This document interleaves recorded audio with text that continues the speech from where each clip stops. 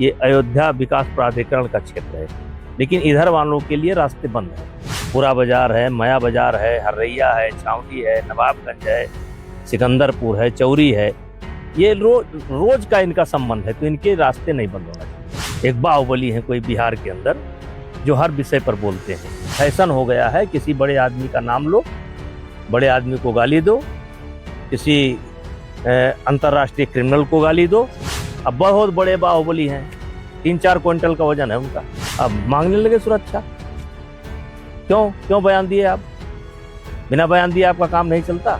मुख्यमंत्री जी का एक बहुत अच्छा प्रयास है लगातार 8 वर्षों से, और मंदिर के उद्घाटन के बाद ये पहली बार था, ये रिकॉर्ड बना है। इसको लेकर के अयोध्या के अंदर काफ़ी उत्साह देखा गया और दुनिया इसको देखना चाहती है। लाइव तो इसे लोग देख रहे हैं, लेकिन और जनता जाना चाहती है, देखना चाहती है। तो मेरा सुझाव है कि आगे से लोकल लोगों के लिए भी, जैसे ये जहां हम बैठे हैं, ये अयोध्या विकास प्राधिकरण का क्षेत्र है, लेकिन इधर वालों के लिए रास्ते बंद हैं।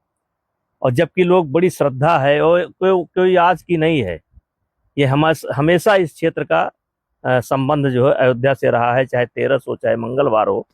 लेकिन जो रास्ते बंद हो जाते हैं, इससे थोड़ी दिक्कत होती है और इसको लेकर के आलोचना होती है। इस बात पर ध्यान देना चाहिए।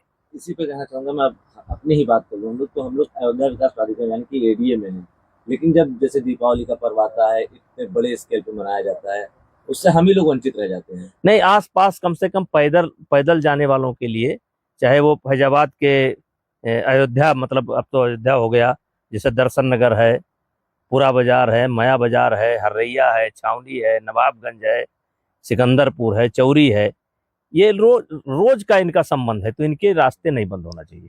क्या लगता है कि चूंकि अयोध्या तो अब बढ़ ही रहा है, धीरे धीरे वहाँ पर्यटन भी बढ़ रहा है, तो काशी और मथुरा के तर्ज पर जिस तरह बात हो रही है, अभी खुद मुख्यमंत्री जी ने भी कहा, तो क्या लगता है आपको आगे? देखिए, बहुत तेजी से, चाहे काशी हो, चाहे मथुरा हो, और चाहे अयोध्या हो, बहुत तेजी से ये विकास हो रहा है। और अभी तमाम ऐसे क्षेत्र हैं, जिस दिन ये पूरे अपनी पूर्ण स्थिति में आ जाएंगे, आवागमन के रास्ते सुलभ हो जाएंगे, उस दिन ये बहुत बड़ा एक हब बनेगा। और लोग केवल एक दिन के लिए नहीं आएंगे, 2-4 दिन, 5 दिन के लिए आएंगे। अयोध्या में इतने स्थान हैं। आज दीपावली का पर्व है नेताजी, और वहीं दूसरी तरफ कनाडा में दीपावली पर्व को मनाने से वहां की सरकार ने मना कर दिया है। देखिए, और ये ऐसे समय में है जब भारत और कनाडा के रिश्ते में कड़वाहट भी चल रही है। देखिए, कोई सरकार अगर किसी त्योहार को बंद करती है, तो हमारा मानना है कि जो लोग मनाना चाहेंगे वो मनाएंगे, जो मनाना चाहते हो मनाएंगे। और आज कनाडा के अंदर बहुत बड़ी संख्या भारतीयों की है, और यह काम वहाँ की सरकार ने जो किया है, इससे भारत पर तो नहीं फर्क पड़ेगा, लेकिन कनाडा पर फर्क पड़ेगा। आज कनाडा जो है की अर्थव्यवस्था बहुत कुछ भारत पर निर्भर करती है, भारत के लोगों पर निर्भर करती है। क्या लॉरेंस बिश्नोई और जो ये पूरा कांड चल रहा है उससे तो जुड़ा हुआ नहीं हो सकता है ये? अब छोड़िए भाई, व्यक्ति का नाम मत लीजिए। जिसका नाम लिए हैं उसका तो एक फैशन हो गया है। अब देखिए, ये कोई बाहुबली है बिहार के अंदर, एक बाहुबली है कोई बिहार के अंदर, जो हर विषय पर बोलते हैं। अब उन्होंने बोला, अब सिक्योरिटी मांगने लगे।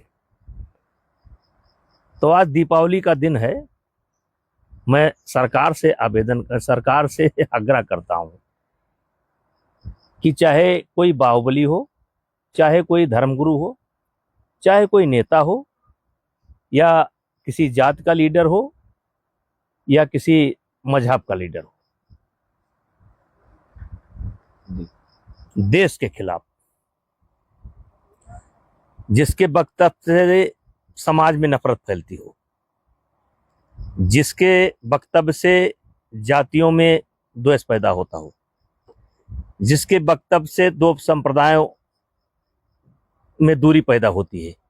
यानी देश और समाज में जो विग्रह पैदा करने वाले वक्तव्य हैं, ऐसे लोगों को सरकार को सुरक्षा नहीं देनी चाहिए, क्योंकि एक फैशन हो गया है, किसी बड़े आदमी का नाम लो, बड़े आदमी को गाली दो, किसी अंतर्राष्ट्रीय क्रिमिनल को गाली दो, राष्ट्रीय क्रिमिनल को गाली दो, किसी मजहब को गाली दो, किसी जात को गाली दो और सरकारी सुरक्षा लेकर घूमो। हमारी बहुत दिनों से ये मांग है और आज भी मांग है कि अगर हम किसी समाज की निंदा करते हैं, किसी मजहब की निंदा करते हैं, तो हम व्यक्तिगत कैपेसिटी में करते हैं, तो हमको सुरक्षा नहीं मिलनी चाहिए, ये कानून होना चाहिए। क्योंकि एक फैशन हो गया है, ये बयान देकर ये सुरक्षा मांगो। अब बहुत बड़े बाहुबली हैं, 3-4 क्विंटल का वजन है उनका, अब मांगने लगे सुरक्षा। क्यों बयान दिए आप? बिना बयान दिए आपका काम नहीं चलता। अब कोई इनाम घोषित कर रहा है, अब आज कोई इनाम घोषित करेंगे कि हम किसी का सर काटने का 1 करोड़ देंगे, 1.5 करोड़ देंगे, 10 करोड़ देंगे, 5 करोड़ देंगे, दूसरे दिन सुरक्षा मांगेंगे। आप कौन होते हैं इनाम घोषित करने वाले? किसी के खिलाफ भी इनाम घोषित करने वाले आप कौन होते हैं? किसी का सर काट लाओ, किसी का पैर काट लाओ, किसी का मैं काट लाऊंगा, वह कौन आप? और अगर दिया है तो झेलो। एक तरफ तो कहते हैं कि सुरक्षा हमको चाहिए ही नहीं, जरूरत ही नहीं है, ऊपर से जेट से भी सुरक्षा मांगे। देखिए, मेरा व्यक्ति से नहीं है, मैं देश के हर उस व्यक्ति की बात करता हूं जो किसी समाज के खिलाफ, किसी जात के खिलाफ, अपने देश के खिलाफ जो टिप्पणी करता है, गलत टिप्पणी करता है, उसको सीधा कानून होना चाहिए कि उनको जीवन में कभी सरकारी सुरक्षा ना मिले। अल्बानिया में जिस तरह भारत ने पदक जीते हैं, क्या लगता है कि कुश्ती की दिशा अब भारत में किस तरफ जा रही है? और अब सवाल ये भी उठ रहा है कि दिनेश का अब ऑप्शन भी आ गया है। देखिए, आप उसका नाम क्यों लेते हैं? उससे अच्छा रिकॉर्ड तो साक्षी मलिक का है, ओलंपिक का मेडल है। कई बच्चों का, पूजा ढाणा का है, वर्ल्ड में मेडल है। लेकिन आज भारत किसी एक खिलाड़ी, कुश्ती का खेल किसी एक खिलाड़ी तक सीमित नहीं रह गया है। आज दुनिया के जो 4-5 बेहतरीन देश है, उसमें से भारत एक है। और क्यों लगा हुआ है? ये नहीं कि केवल सीनियर में मेडल आता है, सीनियर में मेडल आता है, जूनियर में मेडल आता है, 23 में मेडल आता है, कैडेट में मेडल आता है, अंडर 15 में मेडल आता है। आज भारत जो है कुश्ती का हब बन चुका है। नेताजी, यही भारत है जो कभी मेडल के लिए तरसता था कुश्ती में। इसका श्रेय आप किसको देना चाहते हैं? अरे श्रेय देखिए, थोड़ी सी व्यवस्था को सुधारा गया तो थोड़ा श्रेय तो फेडरेशन को जाता है। लेकिन सरकार ने भी, दुनिया के अंदर 2 ही देश हैं ऐसे जो खेल पर पैसा खर्च करते हैं पूरा। एक है यूएस, अमेरिका, और एक है भारत।